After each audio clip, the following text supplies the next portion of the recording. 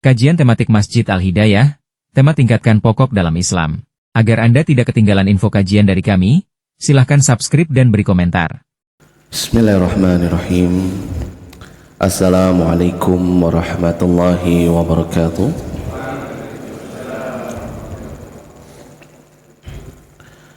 Innal hamdalillah nahmaduhu wa nasta'inuhu wa nastaghfiruh. Wa na'udzu billahi min syururi anfusina wa sayyiati a'malina. May yahdihillahu fala mudilla lahu wa may yudlil fala hadiya lahu. Asyhadu an la ilaha illallah wahdahu la syarika lahu wa asyhadu anna Muhammadan abduhu wa rasuluhu la nabiyya ba'dah. Qala Allah ta'ala fi kitabil karim, ya ayyuhalladzina amanu ittaqullaha haqqa tuqatih wa la tamutunna illa wa antum muslimun. Wa qala Allah ta'ala, ya ayyuhan nas ittaqu rabbakum alladzi khalaqakum min nafsin wahidah wa khalaqa minha zawjaha wa batha minhuma rijalan katsiran wa nisaa'a wa taqullaha alladzi tasaaluna bihi wal arham innallaha kana 'alaikum raqiba. Wa qala Allah ta'ala, ya ayyuhalladzina amanu ittaqullaha wa qulu qawlan sadida yuslih lakum a'malakum wa yaghfir lakum dhunubakum wa may yuti'illah wa rasulah faqad faza fawzan 'azima. Amma ba'd, fa inna asdaqal hadits kitabullah wa khairul huda huda Muhammadin sallallahu alaihi wasallam. Ikhwani fid din wa akhwati fillah yang dirahmati oleh Allah Subhanahu wa taala. Alhamdulillah, segala puji bagi Allah Subhanahu wa taala yang telah memberikan kepada kita pada kesempatan pagi hari yang berbahagia ini nikmat yang begitu besar, yaitu nikmat untuk kita senantiasa dimudahkan datang ke dalam majelis ilmu, nikmat untuk kita senantiasa dilapangkan oleh Allah dada-dada kita di dalam menerima Alkitab dan juga sunnah Nabi sallallahu alaihi wasallam. Kenapa ini disebut sebagai nikmat yang terbesar?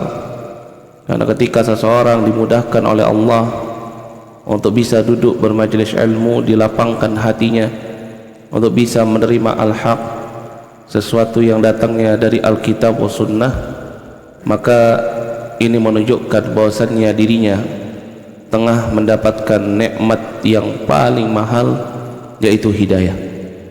Karena tidaklah Allah Subhanahu wa taala jika menginginkan hambanya mendapatkan nikmat hidayah, Allah pasti akan jadikan dadanya lapang di dalam menerima Islam, yang maknanya Allah akan jadikan dirinya lapang di dalam menerima Alkitab wa sunnah. Dan ini sebagaimana yang dikabarkan di dalam firman Allah Subhanahu wa taala di dalam surat Al-An'am ayat yang ke-125. Allah Subhanahu wa taala berfirman, faman yuridillahu an yahdiyahu yashrah sadrahu lil Islam. Barang siapa yang Allah Subhanahu wa taala inginkan dia untuk mendapatkan hidayah, maka Allah Subhanahu wa taala akan jadikan dadanya lapang lil Islam, di dalam menerima Islam.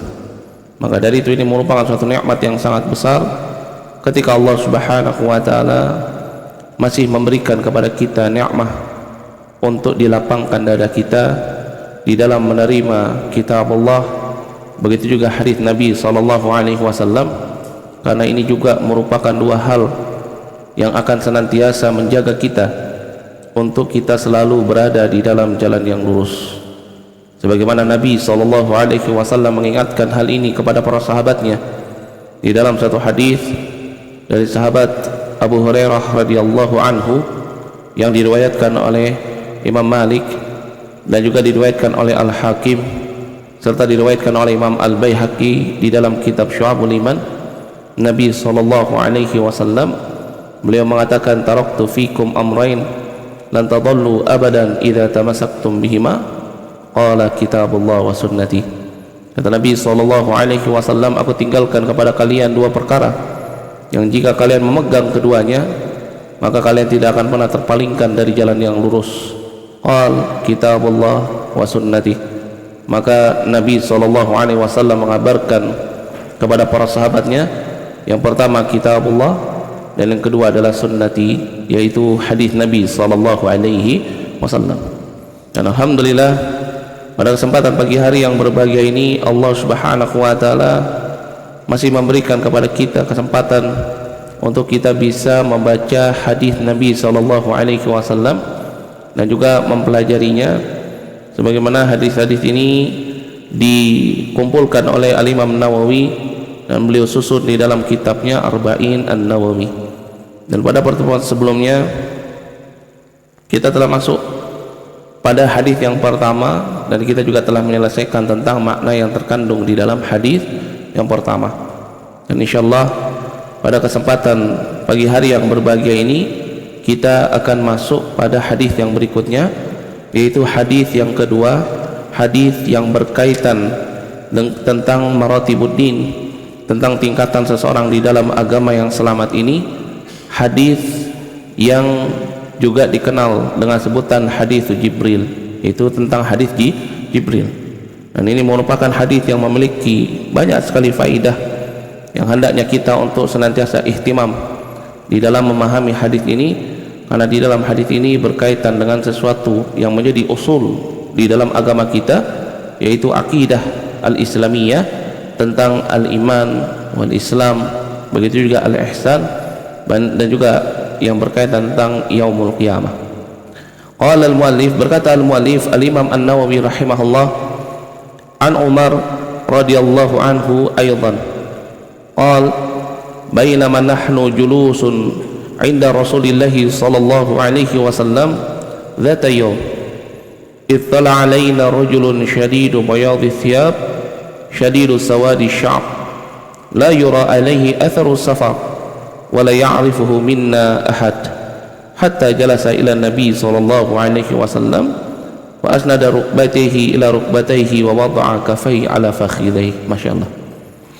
Disebutkan oleh sahabat Umar ibn Khattab radhiyallahu anhu, disebutkan aydan, ini juga maknanya ya, karena hadis yang sebelumnya, hadis yang pertama itu juga dibawakan oleh sahabat Umar ibn Khattab ya, maka dari itu Imam Nawawi mengatakan an Umar radhiyallahu anhu aydan ya, begitu juga hadis dari Umar ibn Khattab juga.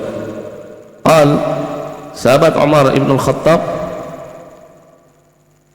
beliau mengatakan, bainama nahnu julus, tatkala kami para sahabat Nabi sallallahu alaihi wasallam duduk inda Rasulillah sallallahu alaihi wasallam dzata yaum, suatu hari.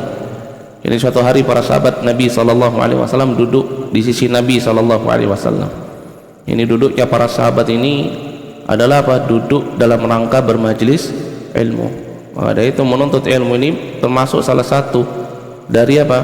Dari hal yang senantiasa dilakukan oleh para sahabat Nabi sallallahu alaihi wasallam.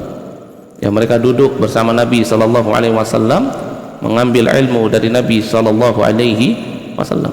Ya, karena memang yang namanya Islam, ya, seorang muslim di dalam agama Islam ini tidak pernah terlepaskan dari yang namanya ilmu.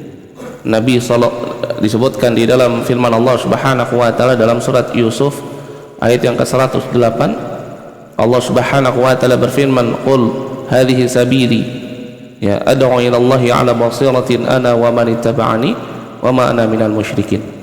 Allah Subhanahu wa taala yang mengatakan kepada nabinya, qul, katakanlah wahai Muhammad, hadhihi sabili, inilah jalanku, ad'u ila Allah ala basirah ana wa man ittaba'ani, aku dan orang-orang yang mengikutiku menyeru manusia ke jalan Allah, berdoa kepada Allah, beribadah kepada Allah ala basirah, dibangun di atas basirah.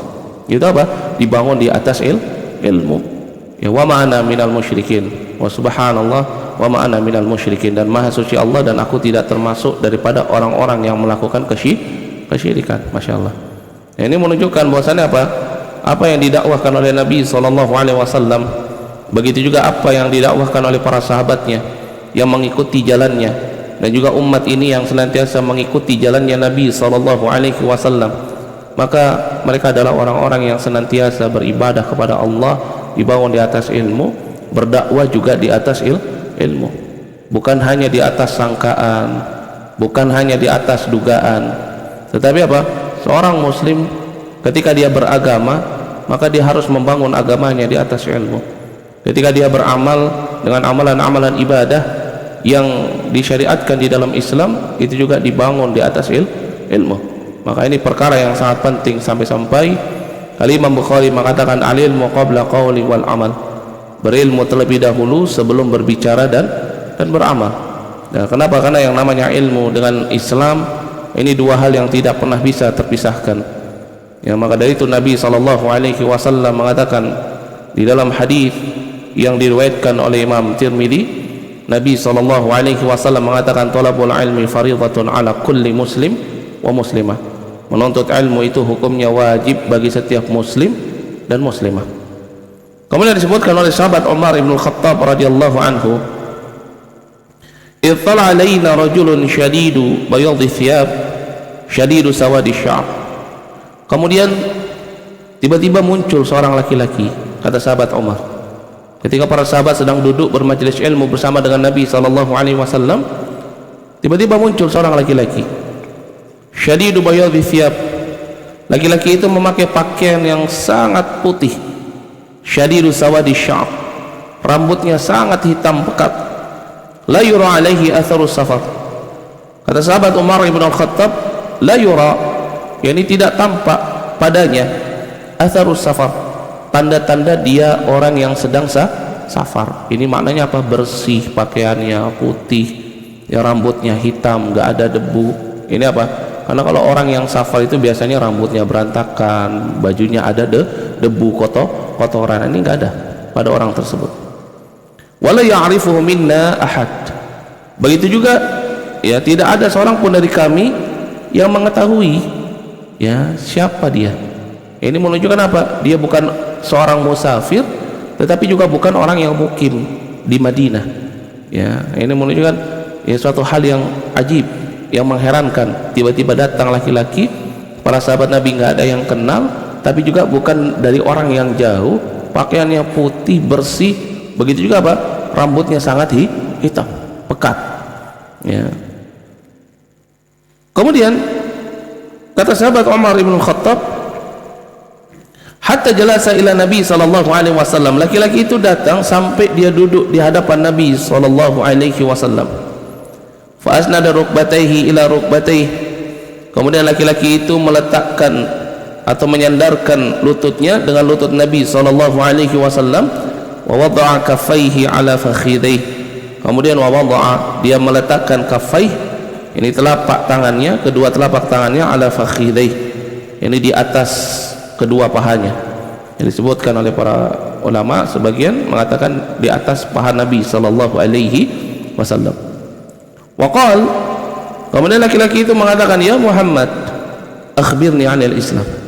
Dia katakan, wahai Muhammad, akhbirni anil Islam, kabarkan kepadaku tentang Islam. Waqal, maka Nabi SAW beliau mengatakan, al-Islam an tashhada an la ilaha illallah wa anna Muhammadan Rasulullah wa tuqimas salah wa tu'tiyaz zakah. Ini apa? Kata Nabi SAW, ya wa tahujjal bait in istata'ta ilaihi sabila.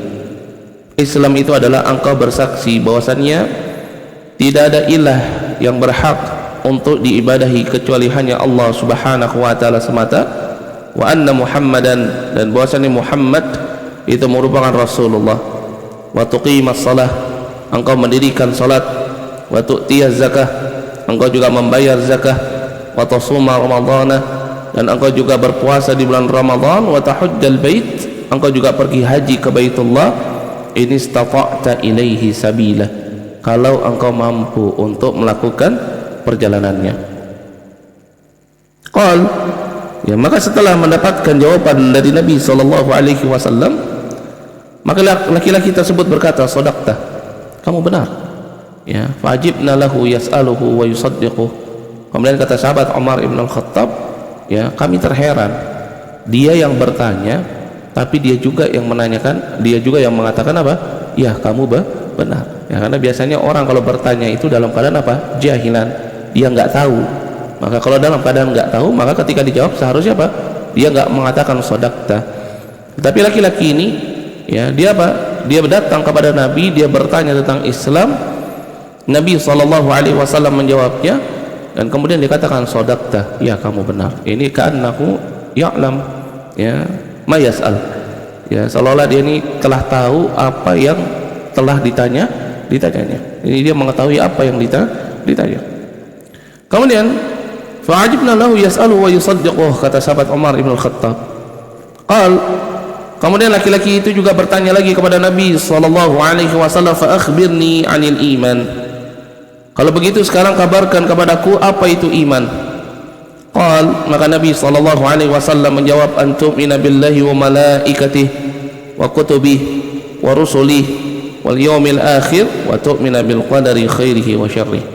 Itu iman itu adalah engkau beriman kepada Allah, engkau beriman kepada malaikatnya, engkau beriman kepada kitab-kitabnya, engkau beriman kepada rasul-rasulnya, dan engkau beriman kepada hari akhirat, dan engkau beriman kepada takdir yang baik dan juga takdir yang buruk.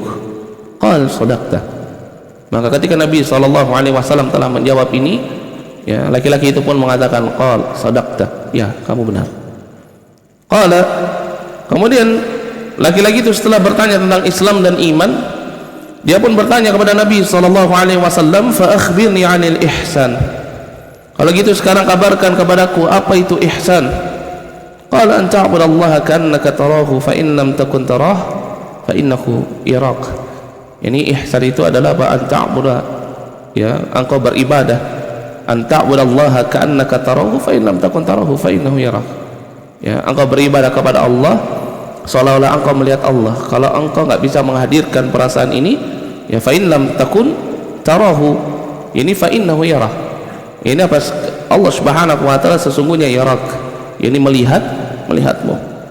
Ya, kemudian setelah Nabi SAW menjawab tentang ihsan, ya, laki-laki tersebut bertanya lagi, fa akhbirni 'anis sa'ah.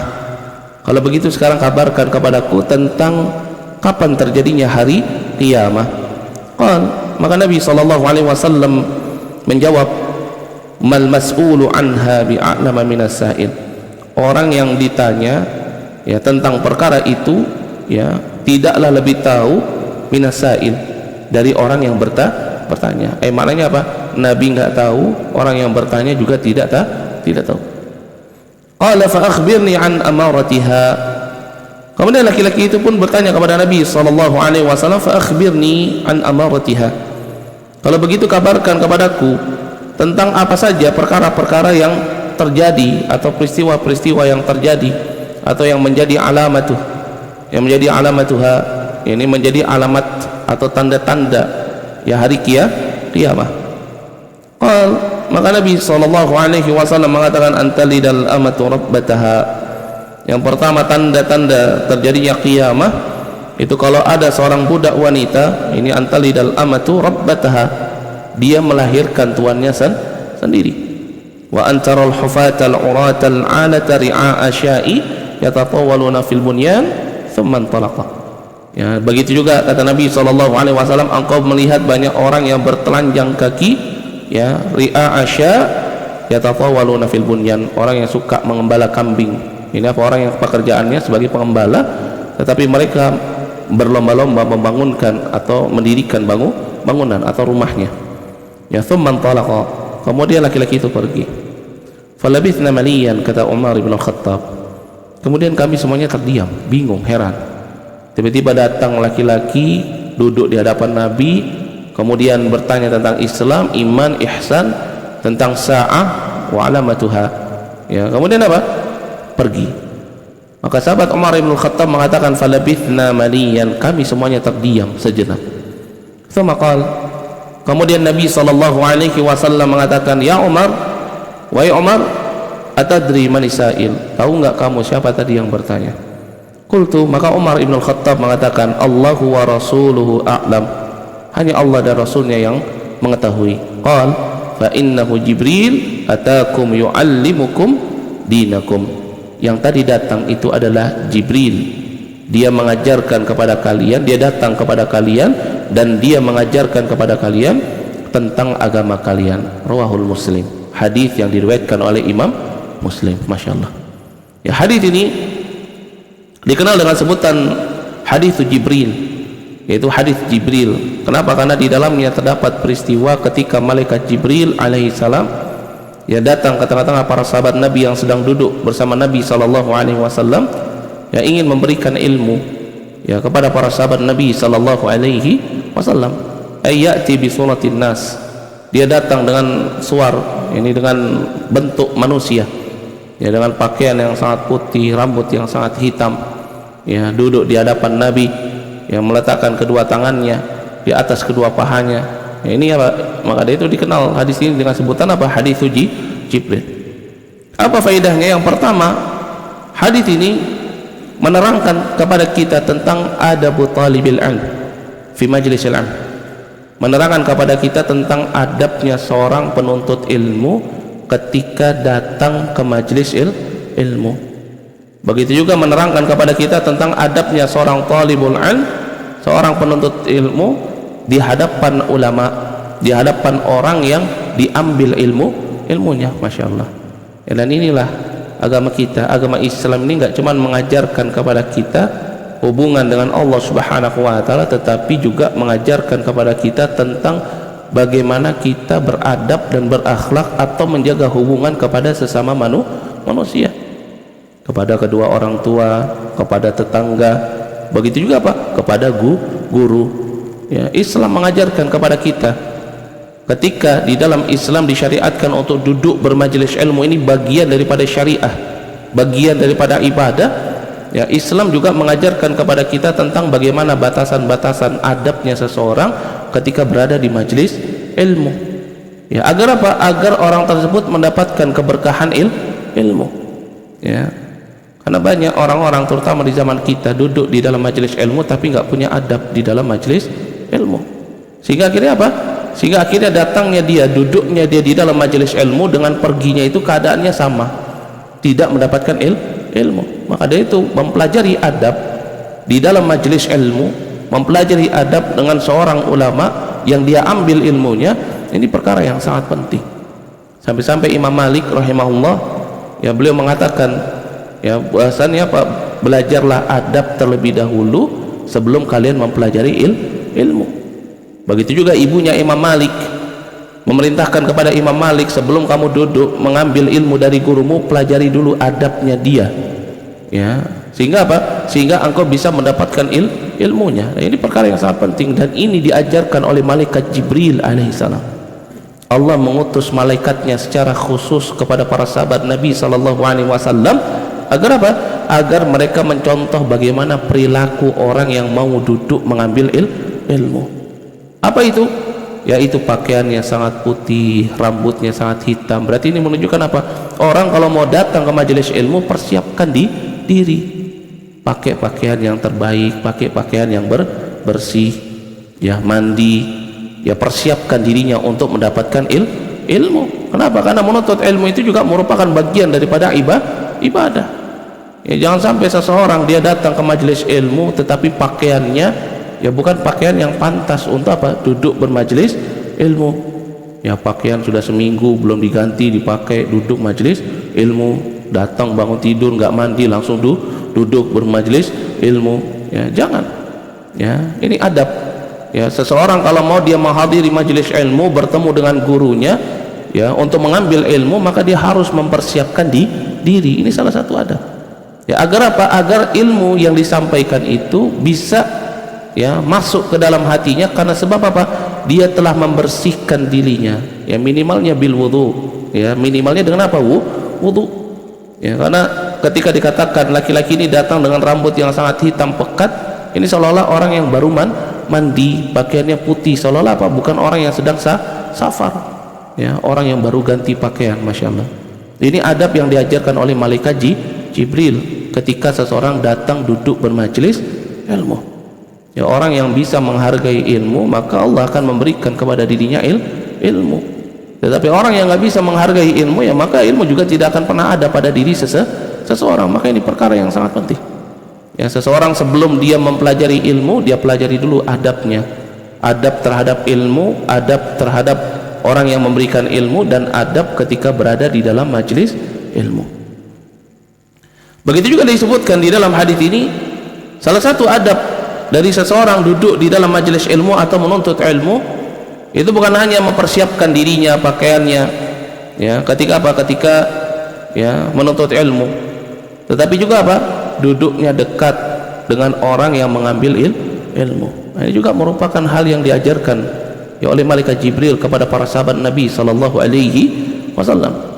Maka dari itu Umar ibn Khattab mengatakan fa asnada rukbatayhi ila rukbatayhi. Ya, maka dari itu ya, malaikat Jibril yang datang dengan bentuk manusia menyandarkan lututnya kepada lutut Nabi. Ini menunjukkan dekatnya duduk. Ya, maka dulu kita ketika duduk dengan para ulama, kita nggak pernah duduknya jauh-jauh, selalu dekat. Ya, mendekat dengan gurunya. Ya, ini yang dicontohkan oleh malaikat Jibril alaihi salam. Wa wada'a kaffaihi ala fakhidaihi, dan meletakkan kedua telapak tangannya di atas kedua pahanya. Ya, para ulama mengatakan meletakkan kedua tangannya di atas paha Nabi. Ya, sebagian ulama mengatakan meletakkan kedua tangannya di atas pahanya sendiri. Ya, ini menunjukkan duduk dengan tegap, duduk siap untuk menerima ilmu. Ya, ini yang diajarkan oleh malaikat Jibril alaihi salam. Orang kalau mau duduk menuntut ilmu, mau bertanya tentang ilmu atau mau mengambil ilmu, maka hendaknya ihtimam, perhatian. Karena orang kalau duduk di dalam majelis ilmu tapi nggak mau perhatian, ya, nggak menganggap butuh terhadap ilmu yang disampaikan, ya maka pasti dia nggak akan pernah mendapatkan ilmu. Kalau niat dia datang karena Allah, ya, karena disinilah taman-taman syurga disebutkan qaulullah wa qaulun Nabi sallallahu alaihi wasallam, ya dia mendapatkan pahalanya, tetapi ilmunya tidak dapat. Kalau kalau dia tidak memperhatikan tentang adab di dalam menuntut ilmu. Masya Allah. Ya, maka hadis ini merupakan hadis yang sangat penting bagi kita. Ya, ini merupakan isyarah, ya, ini petunjuk, ya, yang menunjukkan kepada kita pentingnya seseorang mempelajari adab dan akhlak, ya, ketika duduk dengan seorang yang berilmu, ketika dia menuntut ilmu, dan ketika dia berada di dalam majelis ilmu. Sampai-sampai Nabi sallallahu alaihi wasallam mengatakan di dalam satu hadis yang diriwayatkan oleh Imam Ahmad, kata Nabi sallallahu alaihi wasallam, laisa minna man lam ya'rif li'alimina haqqah. Yang enggak termasuk dari kelompok kami, yakni kelompok umatnya Nabi sallallahu alaihi wasallam, orang yang enggak paham tentang haknya seorang ulama. Ya, apa itu haknya seorang ulama? Ketika dia menyampaikan ilmu, maka hendaknya dia didengarkan, jangan sibuk sendiri. Ya, Imam Syafi'i rahimahullah, beliau mengatakan, aku ketika duduk di majelisnya Imam Malik, kata Imam Syafi'i, aku nggak berani sedikit pun untuk membalikkan kertas seperti ini. Itu Imam Syafi'i. Kenapa? Karena aku khawatir ketika aku membalikkan kertas ini akan mengganggu konsentrasinya Imam Malik ketika menyampaikan ilmu. Masya Allah. Ini Imam Syafi'i. Ya, beliau mengatakan bahwasannya beliau sendiri saja ketika duduk di hadapan Imam Malik, beliau nggak berani untuk menggerakkan kertasnya, membalikkan kertasnya sampai bunyi. Beliau pelan-pelan sekali, ya, membalikkan kertasnya. Kenapa?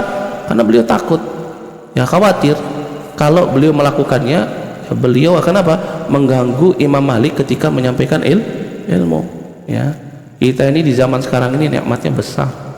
Ya, mau ada orang yang ngobrol di belakang, ya, mau ada orang yang ngorok tidur di belakang, ya, atau sibuk dengan handphonenya, ya, ustadznya nggak marah-marah. Di zaman dulu, ya, para ulama itu kalau keganggu, dia pasti pergi ninggalin majelisnya. Dia ngerugi siapa? Orang yang datang. Kenapa? Karena orang dulu ketika mau mengambil ilmu, ya nggak kayak zaman sekarang.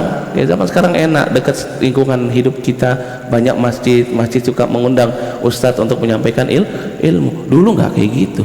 Dulu orang kalau mau mengambil ilmu datang ke tempatnya ulama. Maka dari itu ada orang yang kalau mau duduk bermajelis ilmu, dia siapkan 6 bulan bekerja buat bekal 6 bulan untuk menuntut ilmu. Dia lewati lembah, gunung, ya, dia telusuri gurun, ya, untuk apa? Untuk mendapatkan satu ilmu. Itu pun apa? Terkadang ulama itu cuman apa? Cuman mampu mengajarkan ilmu yang dia ketahui. Misalkan dia fannya cuman apa? Cuman ahli tafsir, dia cuma mengajarkan tafsir, ilmu yang dia ketahui. Karena keterbatasan, ya, apa namanya, informasi terhadap ilmu. Masya Allah, di zaman kita, ya, semua ustadz bisa mengajarkan berbagai macam ilmu. Kenapa? Karena dia belajar semua bidang ilmu. Ya, dulu nggak seperti itu. Dulu ada tempat-tempatnya. Kalau orang mau belajar hadis di Basrah, kalau orang mau belajar fikih di Hijaz. Apa itu Hijaz? Mekah dan Madinah. Ada orang mau mempelajari ilmu ini, ada di Syam, di sini. Ada tempat-tempatnya, dan itu tempatnya jauh, ulamanya nggak banyak. Ya, sekarang enak, masya Allah. Ya, seseorang malah apa? Ya, sering lewat di berandanya, WhatsAppnya, Facebooknya, oh kajian ini satu hari bisa banyak kajian, tinggal milih mau datang yang kemana, yang dekat atau yang jauh, ya, yang ber-AC atau yang tidak ber-AC misalkan, ya, tinggal milih. Ya, di kita aja, tempat kita nih, Pondok Gede ini aja udah, ya, pagi ini subuh ini aja udah kajiannya di mana-mana, ya, di sana di sini. Wah, tinggal milih kita, tinggal mau ngarahin motor kemana nih. Masya Allah, mau yang dekat, mau yang jauh, mau yang pertengahan, mau yang ada sarapan paginya, mau yang nggak ada, ya. Iya, tinggal milih, tergantung niatnya. Wah, dia ada buat sekalian sarapan, cari yang ada sarapannya. Siapa tahu, ya, pengen ketemu temannya, masya Allah, kenal sama ustadznya misalkan, enak sekarang. Ya, dulu enggak. Makanya dulu, ya, para ulama itu kalau misalkan ada orang berisik saja, ada, ya, Al-Waqi ini seorang ahlul hadis. Dia itu buta, ya. Dia kalau misalkan ada suara sedikit aja, dia lagi baca hadis, ditinggalkan. Kenapa? Ya, dia nggak mau terganggu. Nah, kalau sudah pergi, akhirnya hadisnya tidak apa? Hadisnya tidak sempurna, nggak bisa diriwayatkan dari Waqi. Ya, maka dari itu Waqi ini punya satu kebiasaan, yaitu apa? Suka meludah ke arah kiri, dan dia nggak tahu kalau di arah kirinya ada orang atau enggak. Kenapa? Karena buta. Maka orang yang duduk di sebelah kanan, banyak sekali muridnya, ya, jadi orang yang duduk di sebelah kiri dia harus sabar. Ya, ketika diludahi, ya, Waqi nggak tahu. Ya, kalau tahu nggak mungkin dia melakukannya, karena dia nggak bisa melihat, dia ludahi. Jadi teman-temannya di belakang bilang, sudah sabar, jangan gerak, karena kalau gerak berisik, pergi nanti Waqi, nggak jadi apa meriwayatkan hadis. Dan ini kisah nyata, ini bukan hikayat, ini bukan cerita bohong. Ya, di dalam menyampaikan ilmu itu kita nggak boleh bohong. Ya, apa yang disebutkan ini semuanya kejadian nyata dan dituliskan di dalam kitab-kitab para ulama tentang bagaimana mereka mengambil ilmu dengan gurunya. Masya Allah. Ya, maka ini juga perkara yang sangat penting bagi kita. Ya, ketika kita duduk bermajelis ilmu, dimanapun kita berada dengan siapapun, apapun itu gurunya, ya, mau gurunya yang terkenal, mau gurunya yang nggak terkenal, mau gurunya teman kita sendiri, ya, seangkatan kita dulu jadi guru misalkan, ya, atau misalkan, ya, anak kita sendiri, ya, atau saudara kita sendiri, tetap perhatikan adab ketika datang ke majelis ilmu, agar apa? Kita mendapatkan keberkahan ilmu. Kemudian hadis ini juga menerangkan kepada kita tentang poin yang sangat penting, tentang maratibuddin. Tentang apa? Tentang tingkatan seseorang di dalam agama Islam. Jadi apa? Yang pertama, seseorang ketika dia mengucapkan 2 kalimat syahadah, asyhadu an la ilaha illallah wa asyhadu anna muhammadar rasulullah, maka dia masuk menjadi seorang muslim. Gak langsung dikatakan sebagai orang yang beriman, gak langsung. Ya, derajatnya dia apa? Islam. Setelah itu apa? Naik derajatnya menjadi seorang yang beriman. Maka itu ada sifat khusus untuk orang-orang yang beriman. Ya. Setelah itu apa? Naik lagi derajatnya menjadi apa? Orang yang muhsin. Ya. Dan ini tingkatan yang tertinggi di dalam Islam. Ya, jadi tingkatan derajat seseorang di dalam agama ini cuma 3. Ya, bukan 4, bukan 5. Ya, bukan semakin tinggi derajatnya semakin dia nggak mau beribadah kepada Allah. Ini salah. Ya, katanya, kalian itu masih apa? Masih syariat, saya sudah makrifah. Ya, sampai nakiroh saya nih. Ya, sampai saya nggak tahu ini. Nanti kalau saya sudah tingkatannya tertinggi, ya, masuk kamar tidur bilangnya apa? Sholat Jumat di Mekah. Ya, Ya nanti dia bilang, saya nggak perlu sholat, yang penting niat aja sudah diterima. Ini aqidatul batilah, ini akidah yang batil. Maka dari itu Islam menerangkan kepada kita tentang poin yang sangat penting. Dan ya masya Allah, ternyata ada orang-orang yang menyimpang dalam bab ini, ya, sehingga dia mengatakan kalau sudah jadi ulama, ya sudah derajatnya sudah ya ma'rifah, ya mau minum khamr jadi susu, ya mau melakukan maksiat, kalau dia berzina ya apa namanya dengan wanita bidadari dari surga yang menjelma, wa ya'udzubillah, hadza batilah. Ya dia melegalisasikan kemaksiatannya, wa ya'udzubillah. Padahal apa? Nabi menerangkan derajat seseorang yang tertinggi itu ihsan. Semakin tinggi derajatnya, semakin takut dia dengan Allah. Kenapa? Karena kata Nabi SAW ketika ditanya oleh malaikat Jibril, apa itu ihsan? Itu anta'budallaha ka'annaka tarahu fa in lam takun tarahu fa innahu yarak. Engkau beribadah kepada Allah seolah-olah melihat Allah. Karena seolah-olah melihat Allah, dia jadi takut, memiliki perasaan apa? Perasaan takut dan mahabbah, cinta. Sehingga orang kalau sedang jatuh cinta itu pasti nggak mau terlihat buruk, terlihat jelek di hadapan orang yang dia dicintai. Maka seorang hamba kalau dia begitu besar cintanya kepada Rabbnya, maka pasti dia nggak akan mau terjatuh ke dalam satu perkara yang dibenci oleh Rabbnya. Dia nggak akan mau meninggalkan ketaatan. Orang kalau jatuh cinta itu selalu saja berbuat amalan-amalan yang bisa menyebabkan orang yang dicintainya itu apa? Suka.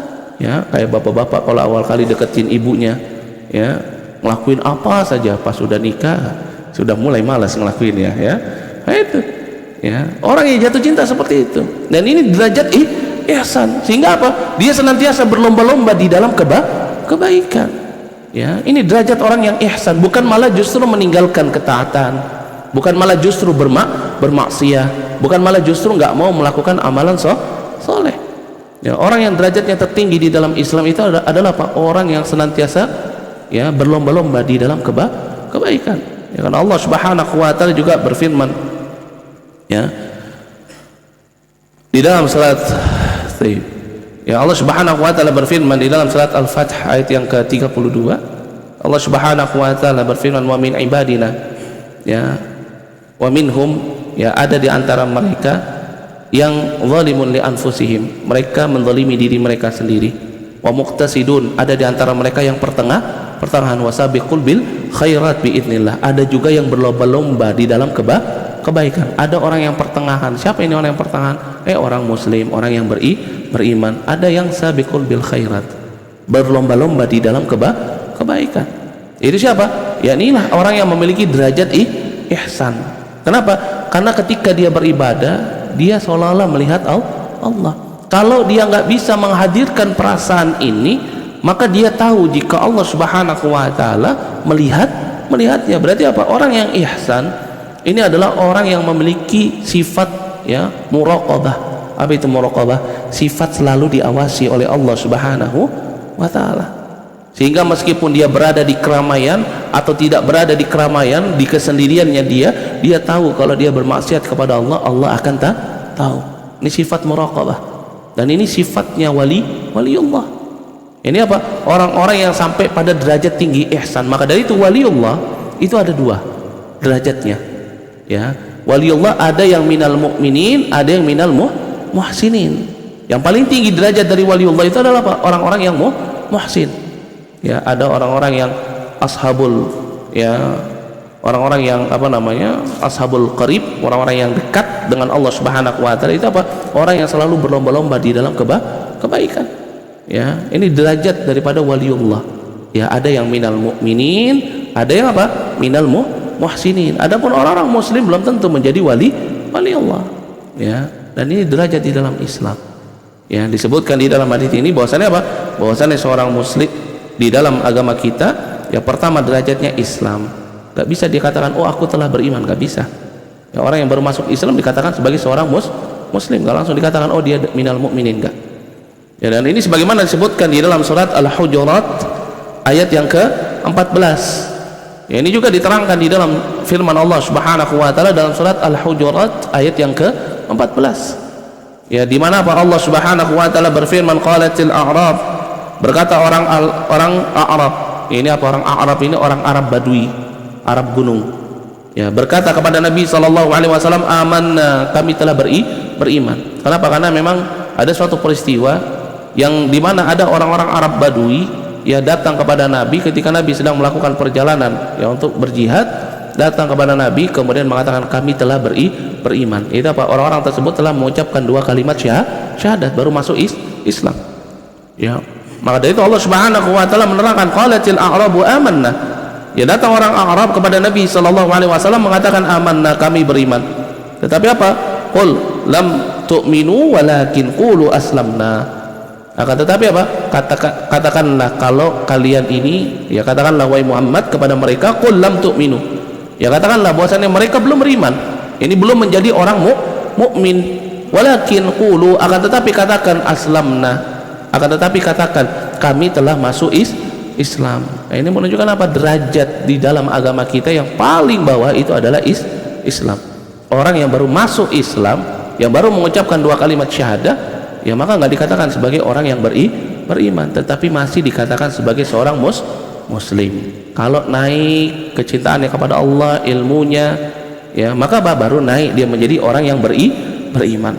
Naik lagi kecintaannya kepada Allah, bertambah lagi ibadahnya, semakin mencintai Allah, semakin dekat dengan Allah, maka apa? Naik lagi menjadi derajatnya ihsan. Sehingga apa? Semakin tinggi derajat seseorang di dalam Islam, semakin tinggi rasa takutnya dan rasa cintanya kepada Allah. Dan inilah maratibuddin yang disebutkan dan ditanyakan oleh malaikat Jibril kepada Nabi sallallahu alaihi wasallam. Itu apa? Yang pertama Islam, yang kedua iman, dan juga yang ketiga apa? Ihsan. Kemudian hadis ini juga menerangkan kepada kita ya bahwasannya apa? Tidak ada seorang pun dari malaikat yang terdekat Jibril alaihissalam di sisi Allah, begitu juga Rasul yang paling dicintai oleh Allah yaitu Muhammad sallallahu alaihi wasallam, Khalilullah, kekasihnya Allah. Ya, siapa Rasul yang diangkat menjadi kekasih Allah? 2 Rasul, yaitu siapa? Ibrahim alaihissalam dan juga siapa? Muhammad. Ya, tidak ada dari malaikat yang terdekat dan Rasul yang terdekat di sisi Allah yang mengetahui kapan terjadinya hari kiamat. Maka dari itu Nabi SAW ketika ditanya oleh malaikat Jibril tentang akhbirni anis sa'ah, kabarkan kepadaku kapan terjadinya hari kiamat, jawaban Nabi apa? Mal mas'ulu anha bi'a'lama minasa sa'il. Tidaklah orang yang ditanya lebih tahu daripada orang yang bertanya. Ini menunjukkan siapa? Rasulullah SAW dan juga Jibril alaihi salam, ya kedua-duanya tidak mengetahui tentang kapan terjadinya hari kiamat. Kenapa? Karena memang ilmu tentang kapan terjadinya hari kiamat itu hanya Allah Subhanahu wa taala yang mengetahui. Ya, maka dari itu Allah Subhanahu wa taala berfirman ya di dalam ya surat Al-Ahzab ayat yang ke-63, Allah Subhanahu wa taala berfirman yas'alukan nas 'anis sa'ah qul innama ilmuha indallah. Ini apa? Engkau ditanya oleh manusia atau manusia bertanya kepada dirimu wahai Muhammad 'anis sa'ah, tentang kapan terjadinya hari kiamat. Qul, katakanlah innama ilmuha indallah. Ya, katakanlah kepada mereka pengetahuan tentang kapan terjadinya hari kiamat itu hanya Allah. Jadi kalau ada orang ngaku-ngaku dia tahu kapan terjadinya hari kiamat, kalau dia seorang muslim ya maka dia mukhrij minal Islam. Karena orang yang mengklaim dia mengetahui perkara gaib ya terhadap sesuatu ya maka apa? Dia keluar dari agama Islam, karena yang mengetahui perkara gaib itu hanya Allah Subhanahu wa taala, termasuk hari kiamat. Ya, maka kalau ada seorang mengaku tahun depan kiamat tanggal 9 bulan 9 1999 ya, itu sempat ma'ruf tuh, itu terjadi hari kiamat. Atau ada dulu ya dukun wanita mengatakan wah nanti tahun depan terjadi kiamat, soalnya penerawan saya apa ya gelap ya, kira dia yang mati ya, kiamat gak terjadi ya. Ini terjadi ini mama loreng ya. Nah seperti ini ya. Kenapa? Karena memang hari kiamat itu yang mengetahui itu hanya Allah, dan ini merupakan akidah kita sebagai seorang muslim. Kita mengimani bahwasannya hari kiamat itu pasti akan terjadi, tetapi yang mengetahui kapan terjadinya itu adalah Allah. Kemudian faedah yang terakhir di dalam bab ini yaitu apa? Bahwasannya ya, Nabi SAW memang tidak dikabarkan tentang kapan terjadinya hari kiamat, tetapi Nabi SAW dikabarkan tentang alamatuha, tentang tanda-tandanya.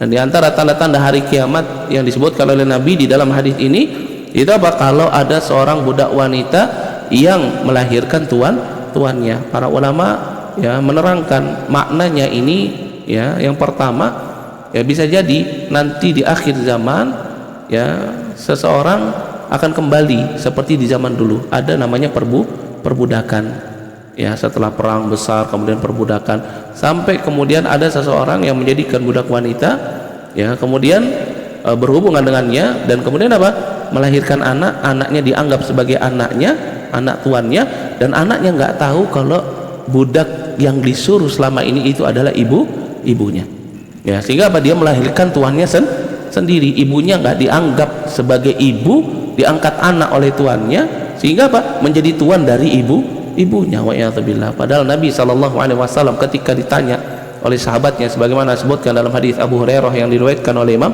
Tirmidzi dan juga diriwayatkan oleh Imam Muslim, ya Rasulullah, man ahaqqun nas bi husni sahabati, ya Rasulullah, siapa manusia yang paling berhak untuk aku berbuat baik? Kata Nabi, qala ummuk, ya, thumma ai, kemudian siapa? Thumma ummuk, qala ummuk, sampai tiga kali. Ya, tetapi apa, fenomena di akhir zaman nanti akan ada seorang yang dia justru menjadi tuan bagi ibunya, ya. Begitu juga disebutkan oleh para ulama, ya, maknanya juga ini adalah apa, nanti di akhir zaman muncul fenomena-fenomena di mana anak itu menjadi raja bagi ibunya, ya, bukan karena sebab ibunya budak, bukan, tapi karena sebab apa, kedurhakaan anak itu terhadap ibunya, ya. Ketika ibunya sudah tua renta, dia malah perintah-perintah ibunya, ya, suruh jagain anaknya, suruh jagain rumah, suruh bersih-bersih rumah, ya, bukannya seharusnya dia yang menjaga ibunya, malah ibunya yang apa, dipekerjakan di rumah.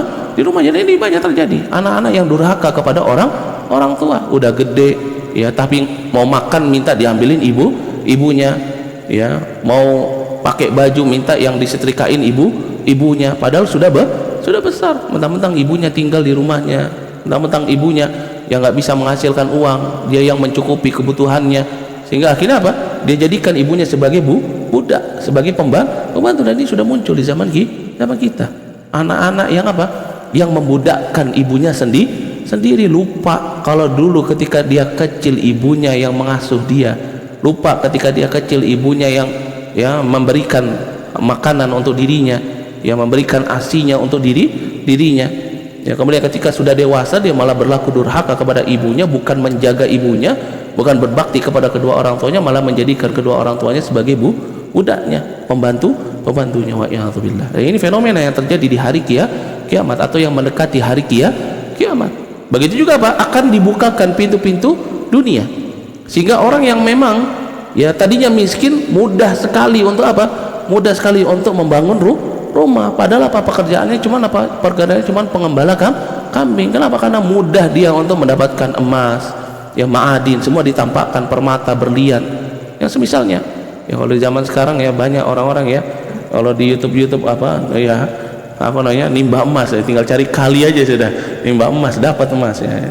Ini fenomena yang terjadi yang mendekati hari kiamat. Begitu juga Nabi dikabarkan bahwasannya hari kiamat itu terjadi hari Jumat, tetapi nggak tahu Jumat yang mana, tahun ini kah atau tahun depan kah atau masih lama kah Jumatnya, tidak diketahui, apakah di Januari atau Februari, minggu pertama atau minggu kedua, nggak dikabari. Tetapi apa, Nabi dikabari bahwasannya hari kiamat itu terjadi di hari Jumat. Disebutkan di dalam hadis dari sahabat Abu Hurairah radhiyallahu anhu yang diriwayatkan oleh Imam Muslim, Nabi sallallahu alaihi wasallam beliau mengatakan, wala taqumu sa'a illa fi yaumil jum'ah, yaitu apa, hari kiamat tidak akan terjadi kecuali itu adalah di hari Jum'ah. Maka dari itu kalau kita berada di hari Jum'ah, ya, lebih baik apa, kita memperbaiki amalan kita, jangan bermaksiat, ya, karena bisa jadi Jumat ini atau Jumat minggu depan, Jumat yang kita ada di dalamnya itu adalah apa, waktu terjadinya hari kiamat. Tetapi bersyukur, ya, bahwasannya hari kiamat tidak akan disaksikan bagi orang-orang yang memiliki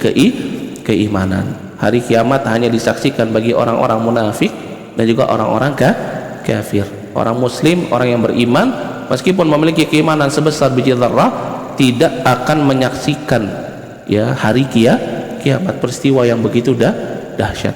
Baik, mungkin ini yang bisa saya sampaikan pada kesempatan pagi hari yang berbahagia ini, karena waktu yang membatasi kita. Kurang lebihnya saya mohon maaf jika ada kesalahan kata itu datangnya dari saya, dan jika benar itu datangnya dari Allah Subhanahu wa taala. Wa ana astaghfirullah wa atubu ilaihi wa afu minkum wa minkunna. Naktafi lahuna subhanakallah bihamdi asyhadu an la ilaha illa anta wa astaghfiruka wa atubu ilaik. Assalamualaikum warahmatullahi wabarakatuh.